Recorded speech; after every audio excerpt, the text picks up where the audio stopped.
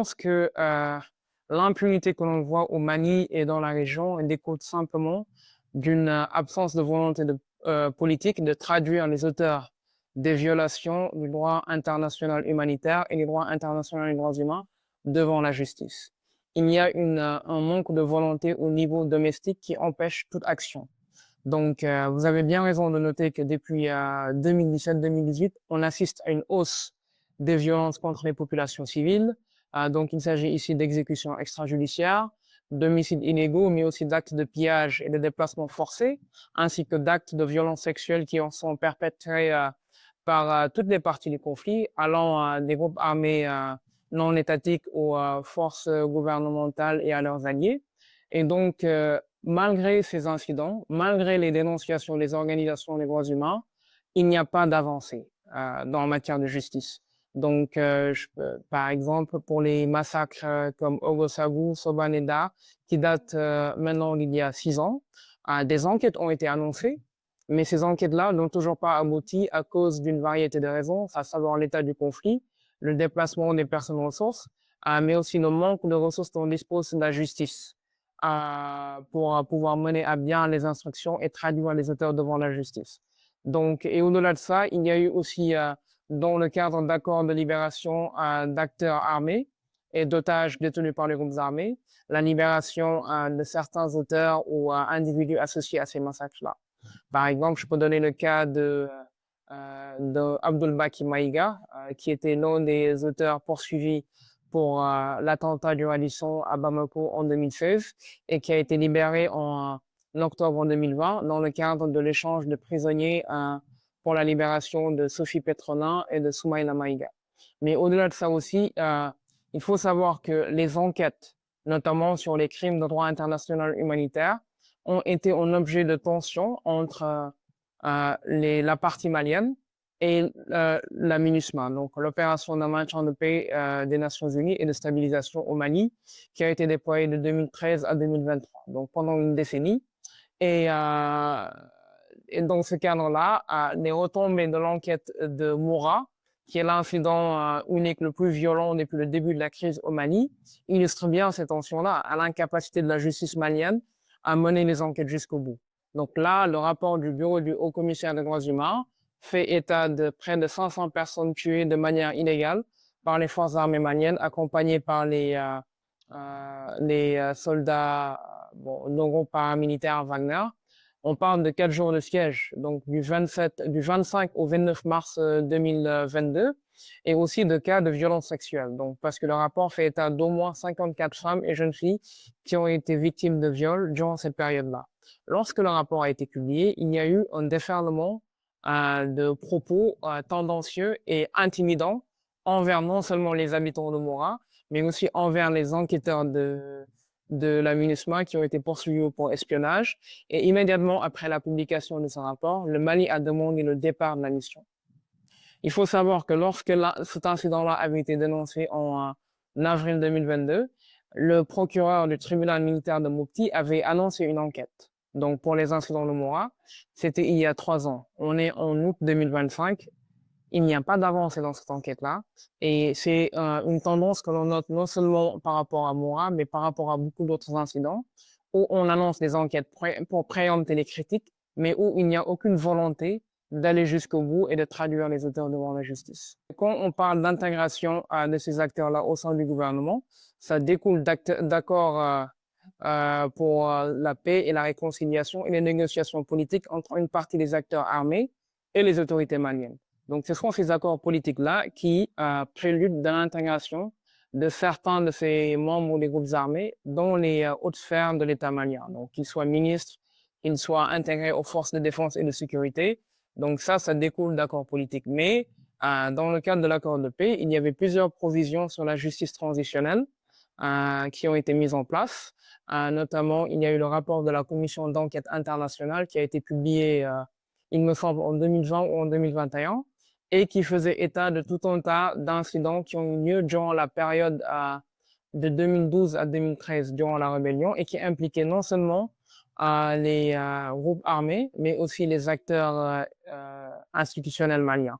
Donc, ce rapport-là pouvait permettre la poursuite de tous ces incidents-là devant les cours de justice du Mali, mais ça n'a pas été le cas. Bon, on a vu que le Mali a traversé plusieurs crises politiques au cours de ces 5 dernières années, notamment le mouvement du M5 AFP et le coup d'État qui s'en est suivi, ainsi que bon, les tensions avec la CEDEAO, avec la France et avec les acteurs internationaux.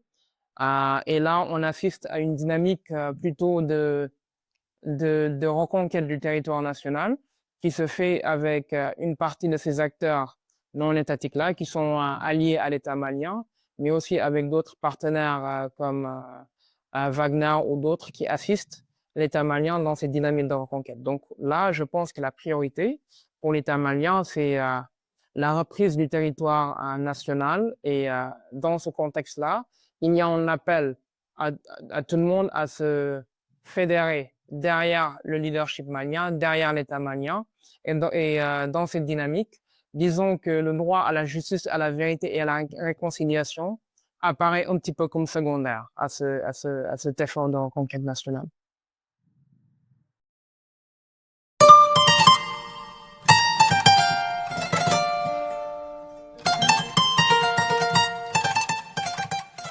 Je pense que cette dualité ne devrait même pas être un problème au Mali. Donc, l'exigence de justice ne préclut en rien le souci ou l'impératif de stabilisation. En fait, c'est l'absence de justice, de redevabilité qui entraîne l'instabilité. Parce que si vous regardez la crise malienne, bon, là, on assiste peut-être au dernier épisode, donc à partir de 2012, mais il y a eu des épisodes précédents en 1990 et aussi en 1962, donc dès l'indépendance du Mali. Et la plupart de ces épisodes de rébellion ou de révolte ont été réprimés dans le sang. Donc, celle de 1962, celle de 1990 a abouti à l'accord de Tamanrasset en 1995 et plutôt en 92 et au pacte pour la paix, donc en 95, qui a amené un désarmement. Mais les questions de fond qui ne sont pas exclusives au nord du Mali, mais aussi à toutes les régions, notamment le rapport entre État et citoyens, le rapport entre communauté pastorale et citoyens, n'ont jamais été abordés de manière structurelle et intégrée. Donc, il y a toujours ces passifs-là qui traînent. L'absence de redevabilité, bon, par exemple, durant tous ces épisodes de rébellion, il y a eu des cas de massacres et de tueries qui ont été documentés par plusieurs organisations locales et internationales. Et toujours dans le souci de stabilisation, on passe la main dessus et on avance. On essaie d'avancer en intégrant plutôt les élites qui sont issues de ces communautés-là et aussi de ces factions armées à l'État. Mais on voit que il y a toujours une part de comment dire, de mécontents. Bon, si on prend le cas de la communauté Touareg, il y a ceux qui partent en Libye, bon, qui sont partis en Libye dans les années 70, qu'on appelait les Ishumar, puis qui sont revenus dans les années 90, à l'instar de Iyad Agrali et du général Gamou, et qui ont été les pionniers de la rébellion de 90. C'est le même épisode que l'on a pu voir en 2012, où une bonne partie des combattants est revenue de la Libye après la chute du régime de Muammar Kadhafi. Donc pour moi, l'absence de la volonté de justice n'est pas un obstacle à la stabilité. C'est plutôt un préliminaire à la stabilité. Et je pense que dans l'accord de paix de 2015, il y avait des efforts louables qui étaient pris en ce sens, notamment dans le cadre de la commission Vérité, Justice et Réconciliation, qui avait un effet très cathartique pour permettre aux populations de venir parler des différentes révoltes et des différents conflits qui ont secoué le Mali, que chacun parle des exactions qu'ils ont subies, pour permettre de documenter et de faire un mémorandum. Donc ça, c'est un travail de mémoire nationale qui était cathartique. Malheureusement, ces efforts-là ont été interrompus et brisés, notamment dû aux tensions entre le gouvernement et les acteurs armés, mais aussi entre le gouvernement et les acteurs internationaux. Et en août 2023, on a assisté à la reprise des hostilités entre les factions et à la reprise de la guerre ou du conflit entre les groupes signataires et l'État malien. Donc cet exercice de catharsis, de justice et de redevabilité cet exercice de reconnaître à la personne qu'elle est une victime, euh, que ce soit de tel groupe armé ou bien de tel acteur étatique, n'a pas été fait ou bien n'a pas abouti. Et les gens traînent ces mémoires, ces blessures qui peuvent aussi empêcher toute volonté de réconciliation ou de stabilisation, car il arrive souvent même que les gens refusent les efforts de stabilisation parce que pour eux, euh, leurs blessures n'ont pas été reconnues par les acteurs institutionnels, par leurs concitoyens. Et ça, c'est un vrai problème. Pas seulement au Mali, mais dans la plupart des pays qui passent par la justice transitionnelle. Parce que sur la commission Vérité, Justice et Réconciliation, la parole était donnée plutôt aux populations, pour une première fois, de présenter ce qu'ils ont vécu à travers leurs propres mots. Donc ça, c'est leur expérience personnelle, leurs sentiments personnels et leur perception personnelle par rapport à ces incidents-là qui a été mis en valeur, mais il y avait tout un travail de judiciarisation qui était mis en place, notamment à travers les différentes sous-directions ou sous-commissions de la CVGA et avec des acteurs non étatiques qui les appuyaient dans ce sens-là. Donc, il y a eu aussi des cas d'affaires qui ont été portés devant la justice régionale, notamment le cas de femmes qui ont été victimes de violences sexuelles durant l'occupation à Gao et à Timbuktu en 2012-2013. Les affaires ont été portées devant la justice régionale, mais elles ont beaucoup traîné là-bas et il n'y a pas eu, il y a eu des différences, des conflits de juridiction parce qu'à un moment donné, les juridictions maliennes ont voulu reprendre en main ces dossiers-là, mais le travail n'a pas abouti. Donc voilà, c'était soit au niveau de la CEDEAO, soit au niveau du pôle judiciaire spécialisé contre le terrorisme et la criminalité transnationale organisée, soit au niveau des cours d'appel de Bamako. Donc, il y a eu ce conflit de juridiction-là qui a empêché la redevabilité et le sentiment de justice aux victimes. Maintenant, par rapport à la justice transitionnelle, on voit qu'elle est beaucoup plus efficiente quand elle est portée par les acteurs domestiques. C'est-à-dire quand les populations, l'État, les acteurs non étatiques se mettent ensemble pour travailler de manière sincère à propos de la justice transitionnelle. Dans beaucoup de pays et dans beaucoup de contextes, on voit qu'il y a beaucoup d'investissements de la part d'acteurs internationaux pour la justice transitionnelle et ça pose des défis par rapport à l'après, notamment la phase de réconciliation nationale, parce que le niveau d'engagement des acteurs domestiques peut beaucoup varier si le projet est essentiellement porté par les acteurs internationaux. Je peux donner par exemple le cas de la Guinée, je pense qu'il y a 2 ans, il y a eu le procès sur l'affaire du 28 septembre 2009, où il y avait eu, selon les rapports officiels, près de 157 personnes qui ont été tuées durant la répression de cette manifestation-là. Beaucoup des auteurs, dont les anciens chefs d'État, ont été traduits devant la justice en 2020. Ils ont été entendus, ainsi que les victimes. Et on a vu il y a quelques mois que l'une des personnes qui avait été condamnée, donc le journaliste Camara, a simplement été gracié par l'actuel président de la Guinée, donc Mamadi Doumbouya. Donc ce qui, d'une certaine manière, casse un petit peu cette dynamique de justice-là, parce qu'on voit que les impératifs politiques arrivent toujours à dominer et à enterrer le désir de justice et de redevabilité des communautés.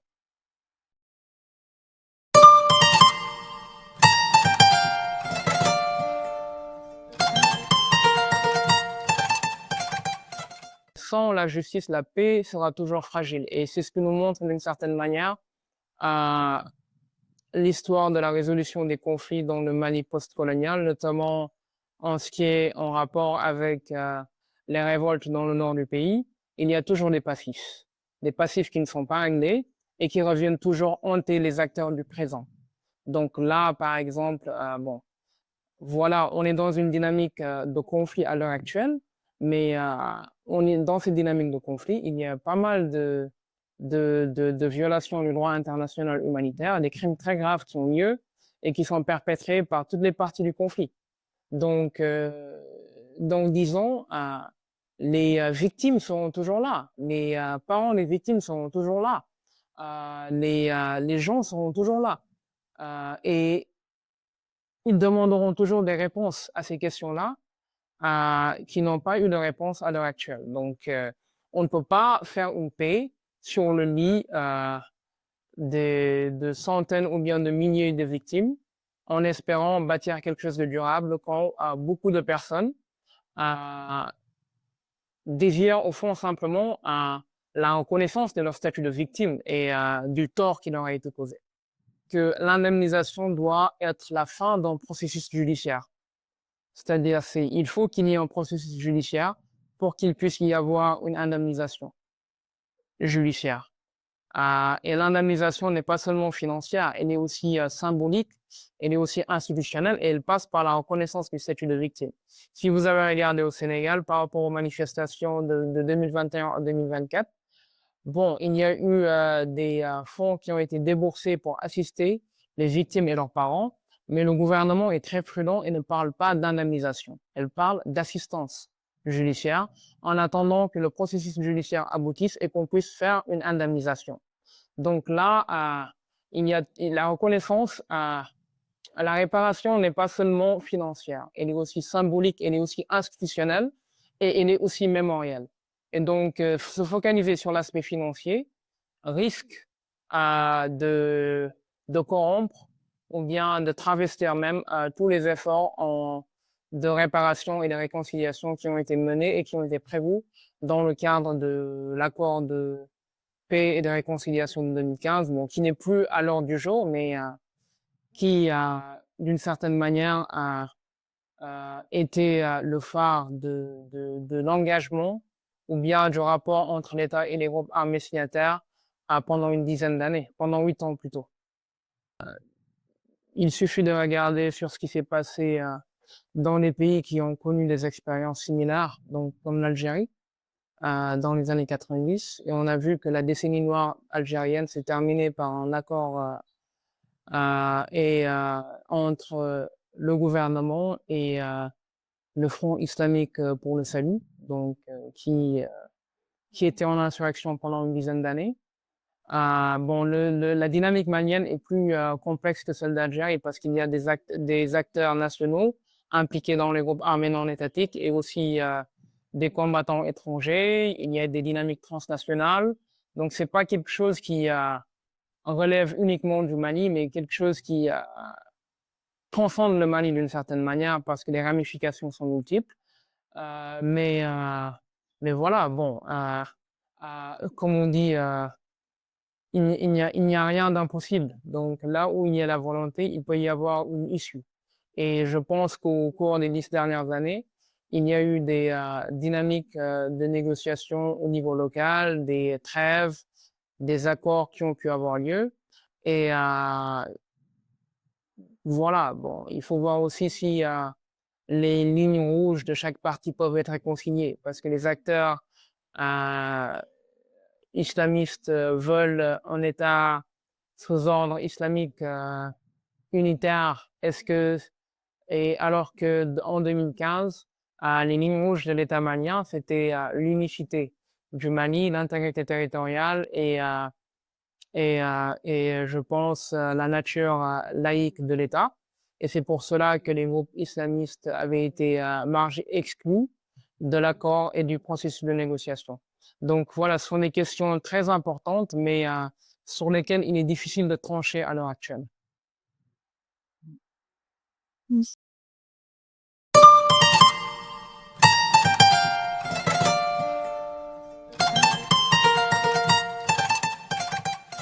Je pense que même avant le retrait de tous ces partenaires internationaux, ce sont les acteurs maliens, les acteurs maliens dans la diversité de leurs composantes, qui devaient être les impulseurs de la dynamique de paix et de justice au Mali. Que ce soit l'État, que ce soit la société civile, que ce soit les partis politiques, que ce soit la jeunesse. Ce sont ces composantes-là qui peuvent impulser une dynamique. Et donc, aujourd'hui, que les acteurs internationaux comme la France, la MINUSMA aient quitté le Mali, importe peu. C'est-à-dire que l'essence, le propulseur de ces dynamiques-là, doit venir du Mali et peut toujours venir du Mali.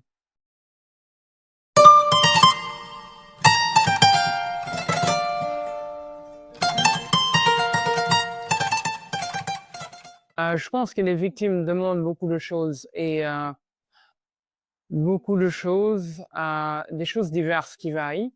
Il y a généralement un sentiment d'incompréhension par rapport à la violence, par rapport à comment les choses sont arrivées là, par rapport au sentiment d'être arraché à son terroir, de devoir quitter, de devoir vivre dans la précarité et de devoir vivre dans l'insécurité en ayant peur.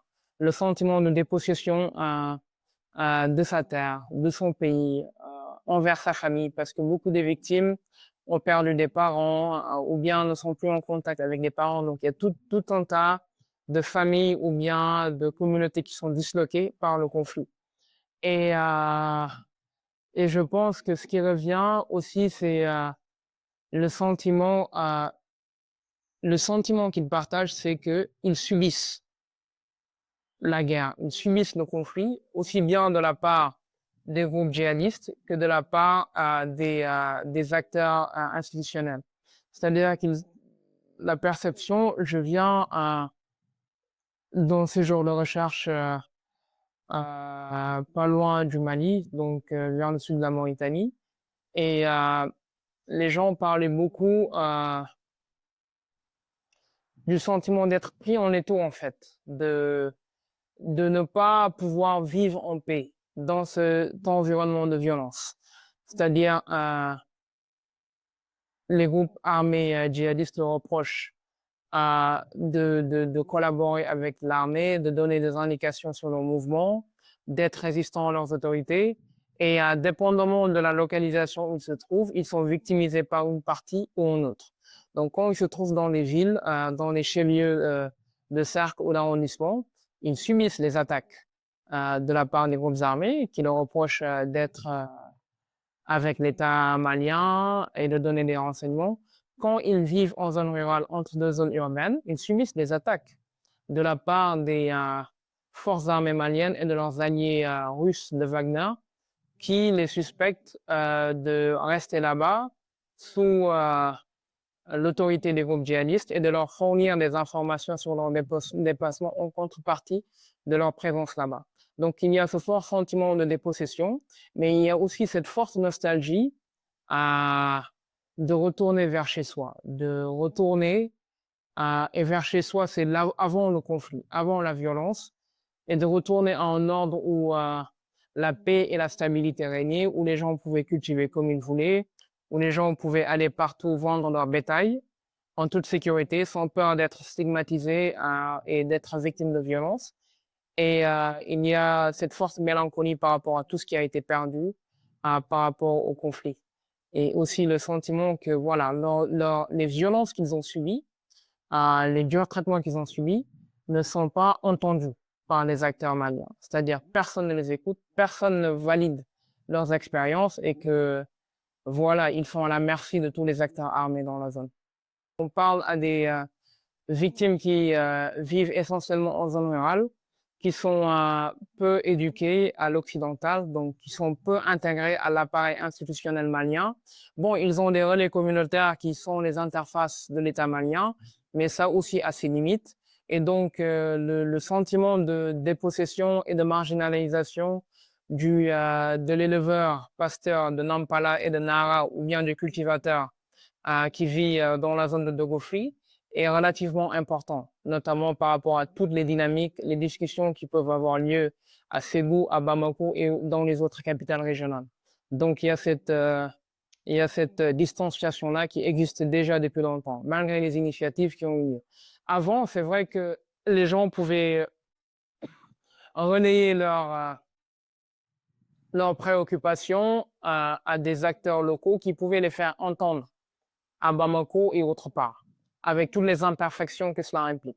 Mais à l'heure actuelle, c'est vrai, avec les militaires, c'est très peu limité, parce que c'est très limité en fait, parce que la puissance de feu domine dans le rapport avec le conflit, donc c'est des opérations militaires tous azimuts, qui se comprend hein, d'une certaine manière, parce qu'on est dans une dynamique de conflit, mais qui ne respecte pas les principes du droit international humanitaire, notamment la distinction entre civils et combattants. Et donc, il y a une très grande appréhension par rapport au conflit. Et même lorsque les gens sont arrêtés et interpellés, beaucoup d'interlocuteurs à qui j'ai parlé, est-ce que vous avez essayé de savoir pourquoi ils ont été arrêtés et où ils ont été détenus? Ils ont dit non, parce que les gens qui avaient essayé de le faire, ben, on les a plus jamais retrouvés. Donc, c'est-à-dire que les gens, ils ont un rapport très craintif par rapport à l'appareil militaire. Si tu pars essayer de t'enquérir, tu risques toi-même de devenir une victime. Et donc, ça crée un grand fossé, parce que peut-être que les gens qui sont qualifiés de disparus sont amenés à Bamako ou bien à Ségou, détenus quelque part, mais les familles ont complètement perdu contact et n'osent même pas à, à aller auprès des autorités militaires pour s'enquérir, en général, d'une certaine manière. Et je pense que certains des relais communautaires ont même cessé de jouer ce rôle-là, parce que le fait de venir et de parler de ce qui se passe, des violences subies par les communautés, bon, à un certain moment donné, ça les exposait et ça les vulnérabilisait, parce que les gens se mettaient à avoir des soupçons sur leurs intentions et, et ça pouvait leur causer du tort. Donc beaucoup se sont, d'une certaine manière, relégués au second plan par souci de sécurité et par souci de précaution, tout en étant très préoccupés par les dynamiques qui ont lieu toujours sur le terrain.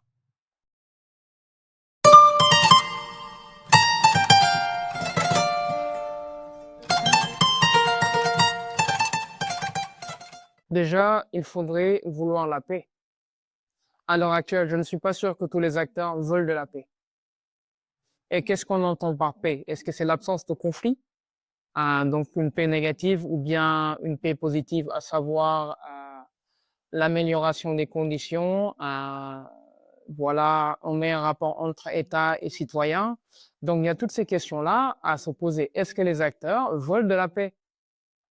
Et je pense que s'ils veulent de la paix, c'est que cette dynamique que l'on voit depuis près d'une décennie maintenant, depuis 2017, à travers les violences que subissent les populations civiles, doit cesser, doit cesser. Notamment à travers le respect des principes de droit international humanitaire, qui ne sont pas des contraintes en fait, mais qui sont des guides ou bien des balises pour opérer en temps de guerre. Donc le principe de distinction entre civil et militaire, le principe de précaution lorsqu'on mène des opérations militaires, le principe de nécessité. Et à partir de là, bon, je pense que la paix passe aussi par un dialogue avec des acteurs armés. Mais il faut que les dialogues puissent se définir dans un cadre qui est co-constitué, quoi. Genre, ou bien les termes de référence sont co-constitués et où les gens pourront savoir les paramètres de la discussion. Donc, où, disons, chaque acteur ne vient pas avec des positions complètement irréconciliables pour essayer d'imposer sa volonté à l'autre. Donc, que ce soit d'établir un ordre islamiste laïque ou bien de rétablir, disons, le rapport direct entre l'État et les communautés comme auparavant. Donc, il y a tous ces cadres du dialogue-là qui doivent être déterminés. Il y a aussi la justice, notamment des travaux sur la justice transitionnelle, des travaux sur la redevabilité. Et ça, ce sera un vrai défi au Mali parce que depuis l'accord de paix de 2015, je pense que la pile des incidents judiciaires et des crimes de droit international n'a fait que s'empiler au Mali. Donc, ce sera très difficile de d'évacuer cette question-là, mais c'est un nécessaire et un préalable à toute paix durable au Mali. Ce n'est pas impossible, hein, ce n'est pas impossible. Il faut juste de la volonté politique, la sagesse de pouvoir faire des concessions raisonnables et de faire le premier pas pour